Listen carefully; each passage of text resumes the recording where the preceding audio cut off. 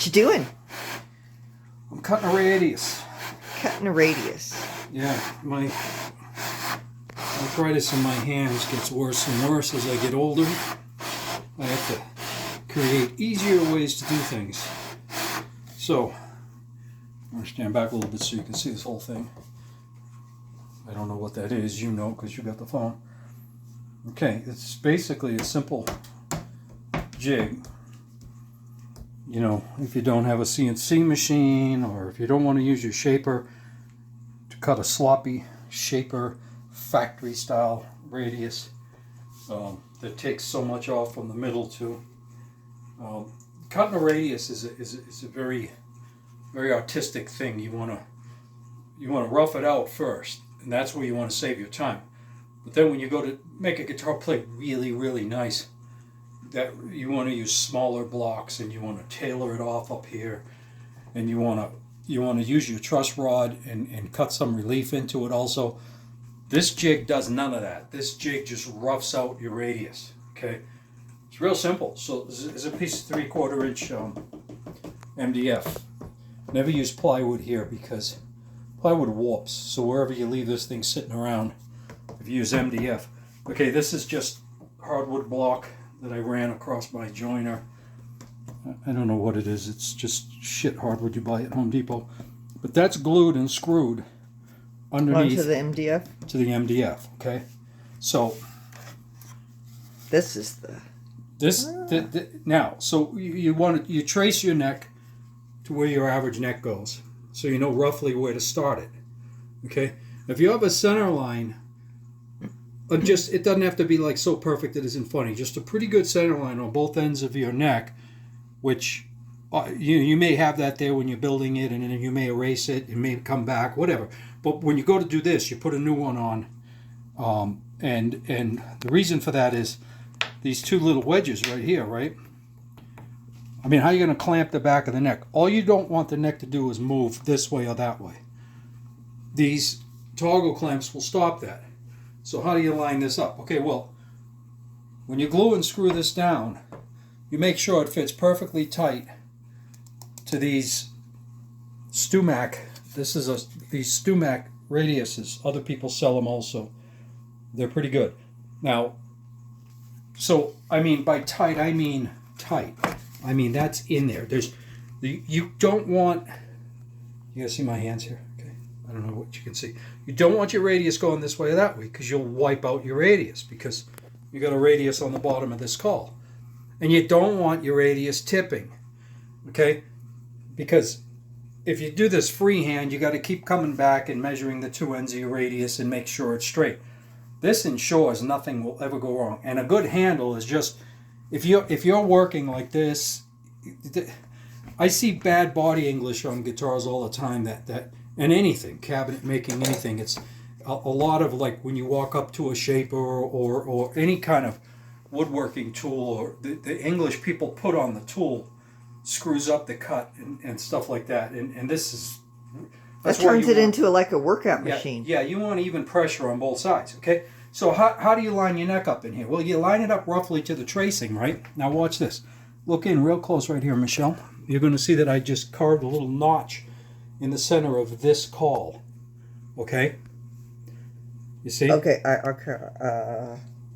little notch in the center. A little shiny notch. Maybe there's wood dust on it. I don't know.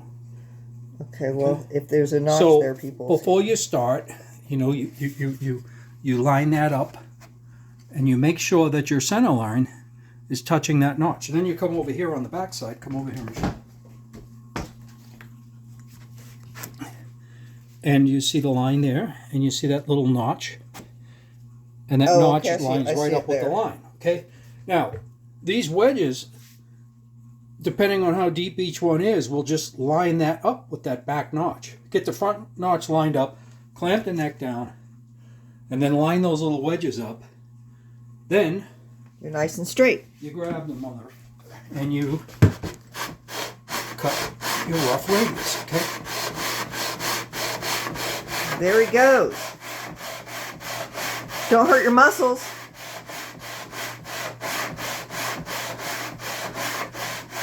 Or you can call Stop. Stop. You don't even know what I'm going to say, do you? Go ahead. I'm trying to think of the company that makes all the green machines. They're all green. And they've got this 82-inch belt sander. I just have no place to put one. And it's got a pendulum swing on it. And you can set that for any radius. But again, that's a sloppy radius because you really don't know where the center's going to be. And if you're real accurate about your neck's total thickness, you're just making one at a time. with this, now, once right? I see those pencil marks touched in the center of this neck, I take it out of here because then I take 20 more off the center on an average because my radius is there. And then I use that last 20 thousandths to get my perfect relief and my perfect drop off, so that I'm exactly 130 here and 980 behind the first fret. So, you know. So after you do all the work of cutting out the neck, filleting the neck, drilling the holes in it, putting the dots in. Well, it depends on your order, okay? And that's the and the frets. That's the secret to a great guitar, is the order in which you build it.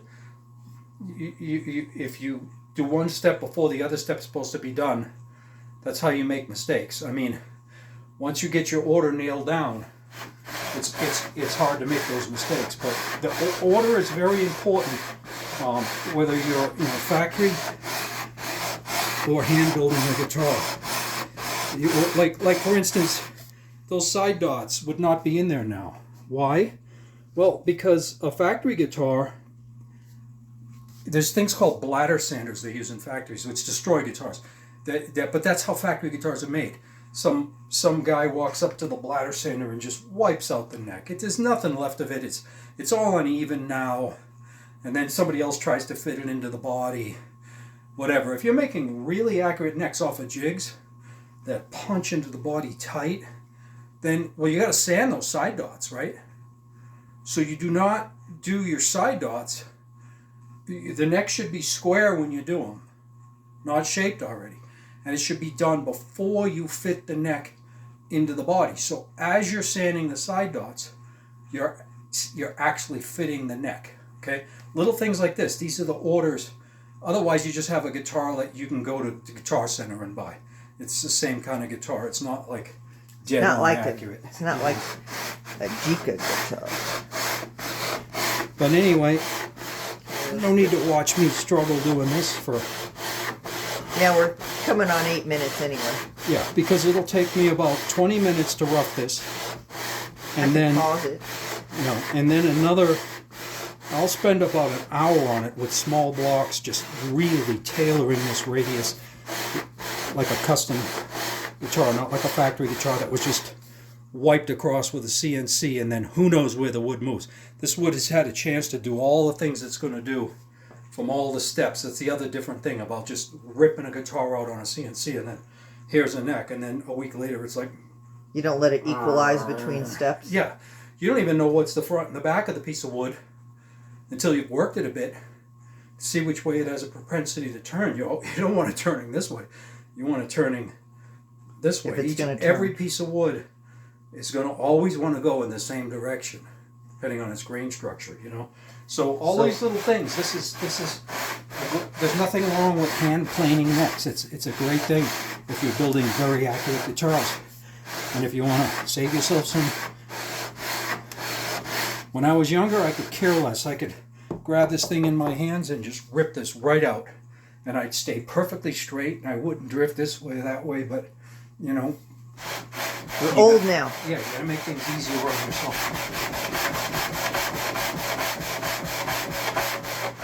Okay. Can't have skinny arms and do this. Neck Jig 101. Peace out. Bye, guys.